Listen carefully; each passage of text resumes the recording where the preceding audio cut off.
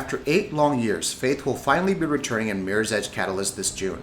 Touted as a reboot, Catalyst is running on the latest iteration of DICE's proprietary Frostbite engine, a set of tools and framework that have powered visually stunning games like Star Wars Battlefront on all modern platforms. We recently got our hands on the closed beta of Mirror's Edge Catalyst across the PS4, Xbox One, and PC versions, and we were able to analyze how the game performs on each of them. But as usual, before we move ahead, we must stress that this is a beta build and things can always change in the final retail version. To begin with, the console versions have a field of view selector which you can use to adjust the player view. It's a nice touch, although we would have loved to see a couple of more options thrown in, such as motion blur. Regardless, the console versions target 60 frames per second, and it seems for the most part, the PS4 and Xbox One versions are indeed running pretty close to that. It's not a locked 60 FPS experience, mind you, but for a beta, this is a good sign that the retail version may offer a solid 60 FPS experience. However, just like Battlefield 4, Battlefield Hardline, and Star Wars Battlefront, none of the console versions run at a native 1920 by 1080p resolution. In fact, they run at the same standard that Battlefield 4 ran more than 2 years ago. So yes, the PS4 version runs at 900p, and the Xbox One version sticks to 720p. It's kind of disappointing to see the lack of a native 1080p resolution, but DICE seems to have locked down performance, or at the very least it's pretty close to where it needs to be.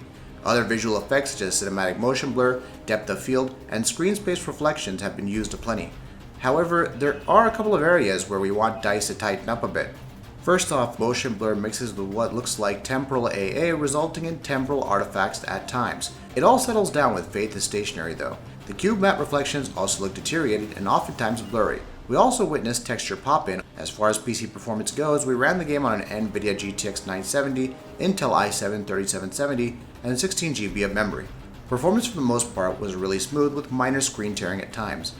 As this is a DICE game, we were expecting highly optimized code for the PC build, so we're glad to see the trend continuing in Catalyst. Mirror's Edge Catalyst is shaping up into a solid game. With tight controls and a target 60 FPS cap, the game hits all the right notes. The sub-HD resolution is still a bit disappointing, given that DICE has literally stuck at this standard for a while, but what we have in return is a slick and fast action game that has full support for a physical-based rendering pipeline and an open world which is undeniably beautiful.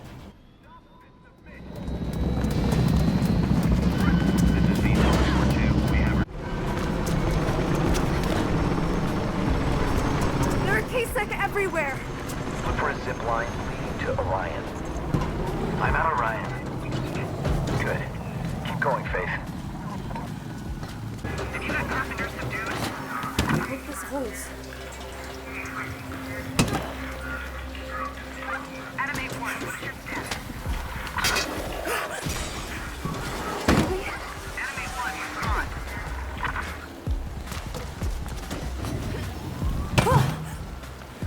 Too close.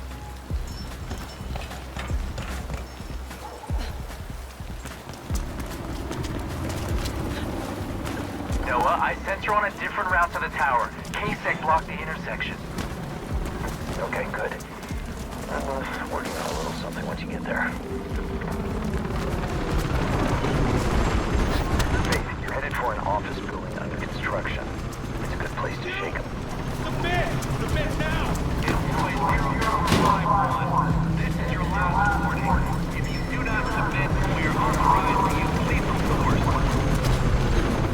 KSAC just dropped several squads into Everdine Tower.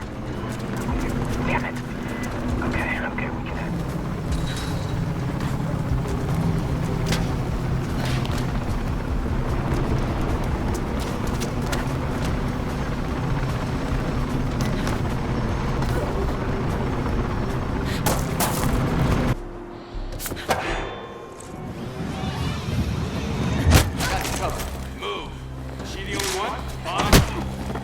Runner control. Progress control. We'll update shortly.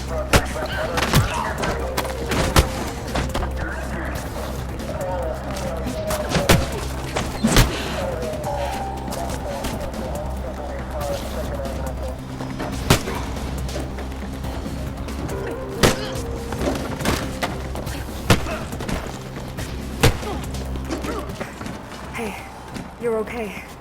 I took care of them. Thank you. Thank you so much. And that wraps it up. What are your thoughts about this? Let us know in the comments below. And if you enjoyed this video, please like and share it on Twitter and Facebook. And why not consider subscribing? We upload some really cool videos almost every day. Thank you for watching this video, and happy gaming!